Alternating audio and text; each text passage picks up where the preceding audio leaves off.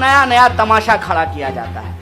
आजकल 2 दिन से टीवी में चल रहा है कि प्रधानमंत्री जी के सुरक्षा में चूक हो गई। 24 घंटा यही चल रहा है। एक तो प्रधानमंत्री के पास 56 इंच का सीना है, तो फिर उनके घबराने की क्या जरूरत है। दूसरा, कह रहे हैं कि प्रधानमंत्री किसी पार्टी के नहीं होते हैं, देश के होते हैं। ठीक बात है, तो प्रधानमंत्री अगर किसी पार्टी के नहीं होते हैं तो किसी पार्टी का जाकर के चुनाव प्रचार भी नहीं करना चाहिए। और तीसरा कि अगर सिक्योरिटी लैप्स हुआ है तो आप प्रधानमंत्री हैं, आपके पास सरकार है, गृह मंत्री आपका दोस्त है, जय शाह का पप्पा अमित शाह, एसपीजी उसके अंडर में है। आप जांच करा करके देख लीजिए कि कहां लैप्स हुआ है। पाकिस्तान जाकर के बिरयानी खाए तब इनको डर नहीं लगा, अपने ही देश में घूमने में इनको डर लग रहा है।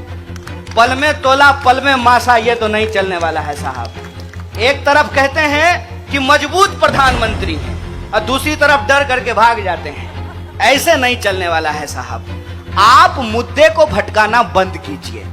मुद्दा यह है कि कितना भी आप प्रचार कर लीजिएगा ना, सच सच होता है। एक बात बताइए कि नारियल के पेड़ के नीचे खड़ा हो जाएं और हम 1 लाख बार बोलें आम है आम है आम है, तो नारियल आम हो जाएगा। कहते हैं बंदर क्या जाने आदि का स्वाद, बंदर क्या जाने आदि का स्वाद, और संघी क्या जाने आजादी का स्वाद। जो लोग इस देश की आजादी में शामिल नहीं थे, जिन लोगों ने इस देश को आजादी नहीं दिलाई, उनको इस देश की आजादी से प्यार भी नहीं है। कहते हैं ना, जो बनाता है उसी को दर्द होता है। महिलाएं इस बात को बखूबी समझेंगी कि जो मां 9 महीने बच्चे को अपने पेट में रखती है, उसको मालूम होता है कि मां बनना कितना मुश्किल काम होता है। जो घर छोड़ करके भाग गए हैं, जो घर नहीं चला पाए हैं, वो देश क्या खाक चला पाएंगे। इसीलिए मैं आपसे कहता हूं कि आज के डेट में इस देश की जो बहुसंख्यक आबादी है, उसको ये सोचना पड़ेगा कि उसका मुद्दा क्या है। और उसका मुद्दा है एम्प्लॉयमेंट, उसका मुद्दा है महंगाई, उसका मुद्दा है पॉलिटिकल, सोशल, इकोनॉमिक और कल्चरल पार्टिसिपेशन। उसके संविधान की ही ताकत है कि सिपाही जो डंडा लेकर के खड़ा है उसका वोट भी एक होता है, और इनके जो डीसीपी और डीजीपी होंगे उनका वोट भी एक होता है। ये देश के लोगों का मुद्दा है, और इस मुद्दे से लोगों का ध्यान भटकाने के लिए तरह तरह का तमाशा रचा जाता है, तरह तरह का तमाशा खड़ा किया जाता है।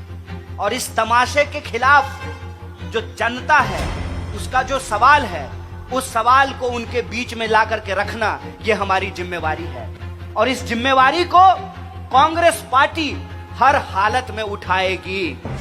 आजकल कांग्रेस पार्टी के लिए कुछ नए नए शब्द गढ़े गए हैं। जैसे मैं जब आ रहा था तो मुझे किसी ने कहा कि टुकड़े टुकड़े का पोस्टर लगा दिया है। हमने कहा कि देखिए, हम बड़ी प्राउडली कहते हैं कि हम टुकड़ा टुकड़ा करेंगे भाजपा का।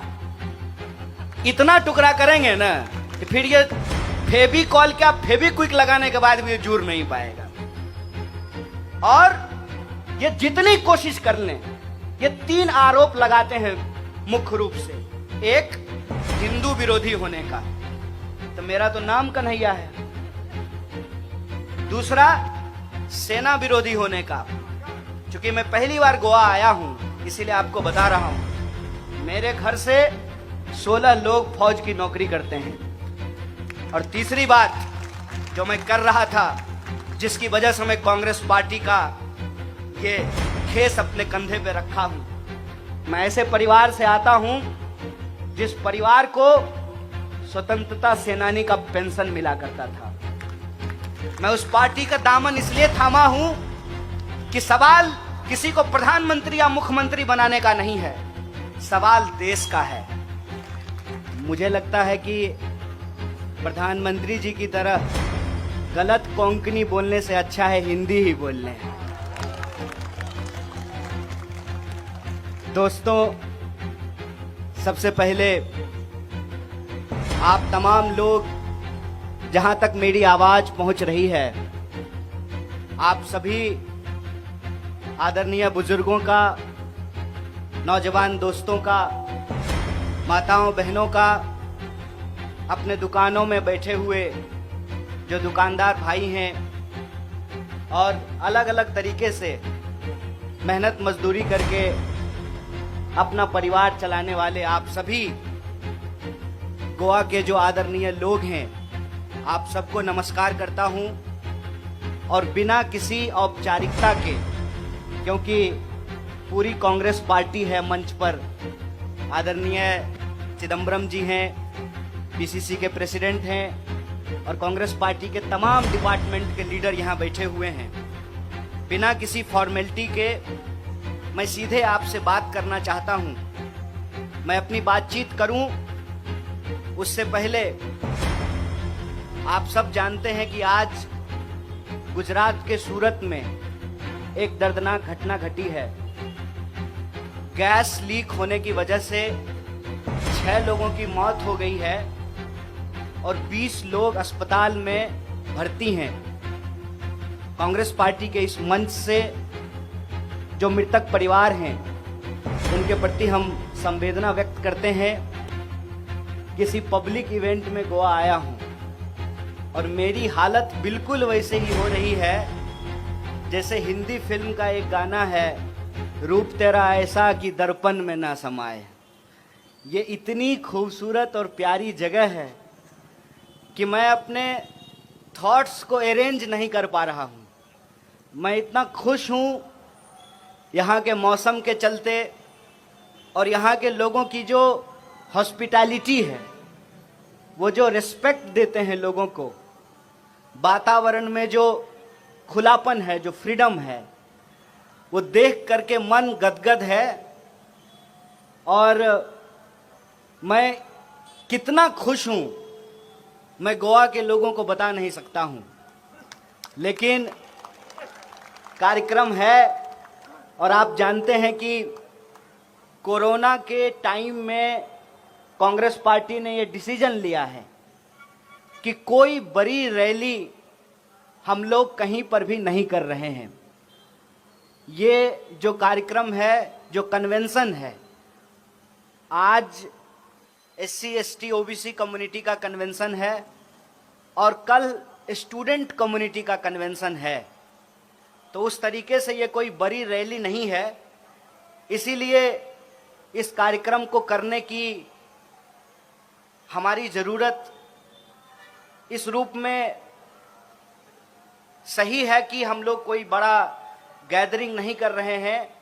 साथ ही साथ एक सिचुएशन में हम लोग फंस गए हैं। सिचुएशन ये है कि एक तरफ दिल्ली में सरकार में जो बैठे हुए लोग हैं, दिन में रैली करते हैं और शाम में कोरोना से कैसे लड़ा जाए इसके लिए मीटिंग बुलाते हैं। तो आम लोगों को ये समझ में नहीं आ रहा है कि क्या करें। फिल्म स्टार फिल्म बना रहे हैं, पॉलिटिकल लीडर भाषण दे रहे हैं, बड़ी बड़ी रैलियां कर रहे हैं और आम आदमी को कहा जा रहा है कि आप घर में बैठ करके कोरोना से लड़िए। और आप गोवा के लोग हैं, आप जानते हैं कि कोरोना के चलते आपको किस सिचुएशन से गुजरना पड़ा है। एक तो कम आबादी होने के बावजूद 14-15 लाख आबादी होगी बमुश्किल यहाँ की, टोटल पॉपुलेशन होगा, लेकिन यहाँ भी सेकेंड वेव के दौरान लोगों को ऑक्सीजन सिलेंडर नहीं मिले थे। और आप जानते हैं, मैं दिल्ली की कहानी आपको बता रहा हूं, देश के तमाम बड़े हॉस्पिटल दिल्ली में हैं, 80,000 रुपए में ऑक्सीजन के सिलेंडर बिके हैं। दिल्ली से गुड़गांव ले जाने के लिए 1-1 लाख रुपया एम्बुलेंस ने मरीज के घर वालों से लिया है। और अभी ज्यादा दिन हुआ नहीं है, ये पिछले ही साल की कहानी है। अभी तीसरी लहर फिर आने को तैयार है। और सरकार सारा फैसला चुनाव को ध्यान में रख करके कर रही है। एज ए पॉलिटिकल पार्टी हमारी ये रिस्पॉन्सिबिलिटी है, लेकिन अगर सरकार ही चाहती है कि चुनाव हो, चुनाव आयोग ही चाहता है कि चुनाव हो, ऑनरेबल कोर्ट के इंटरवेंशन के बाद भी ऐसा सिचुएशन है, तो हम लोग क्या कर सकते हैं। लेकिन फिर भी हमारी पार्टी ने ये डिसीजन लिया है कि हम कोई बड़ी रैली नहीं करेंगे, लेकिन छोटे छोटे कन्वेंशन हम करेंगे। और ये कन्वेंशन करना इसलिए जरूरी है कि जब चुनाव हो तो कम से कम जो देश के लोग हैं, जो राज्य के लोग हैं, जो स्टेट के लोग हैं, उनके मुद्दों पर चुनाव हो। इसीलिए गोवा पीसीसी ने यह फैसला लिया कि हम 2 कन्वेंशन करेंगे। एक कन्वेंशन में आप सब लोग बैठे हुए हैं, दूसरा कन्वेंशन कल होगा। ये कन्वेंशन हम लोग क्यों कर रहे हैं? सबसे पहला सवाल ये है। ये कन्वेंशन हम लोग इसलिए कर रहे हैं कि हम लोग डेमोक्रेसी के अंदर एक ट्रेंड देख रहे हैं। ट्रेंड क्या है कि चुनाव को पूरे तरीके से लोगों के जो